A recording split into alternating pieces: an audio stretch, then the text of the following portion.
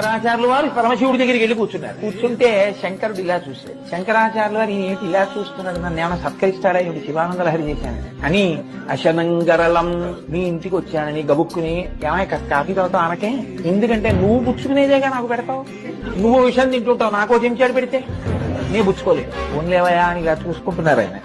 రాజులు సంతోషిస్తే ప్రభువులు మెళ్ళో హారం తీసి వేస్తారు. ఫణీకలాపో నాకేమి హారాలు అవి ఇవ్వకండి, ఎందుకంటే మెళ్ళో తీసి వేస్తారేమో, ఓన్లే అని ఇలా చూస్తున్నారు. బట్టల జత పెడతాడా ఏంటి, వసనం చర్మచా ఏనుగు చర్మం కట్టుకుంటావు, నాకు పెట్టకండి ఏం బట్టలు, ఇలా చూశారు.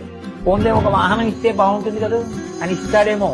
వాహనం మహోక్ష, ఎప్పటి యుద్ధు, అది ఎన్ని వందల సంవత్సరాల క్రితంలో, ఆ ముసలి యుద్ధు నాకు ఇవ్వకండి, మీరు పొరపాటున కూడా మీకు ఉన్నదా ఒకటే వాహనం, మరి ఏమిమ్మంటావు, మమదాస్తి కిమస్తి శంభో తవ పాదాంబుజభక్తిమేవ దేహి, నాకు ఇవన్నీ వద్దు, మీ పాదముల యందు భక్తి.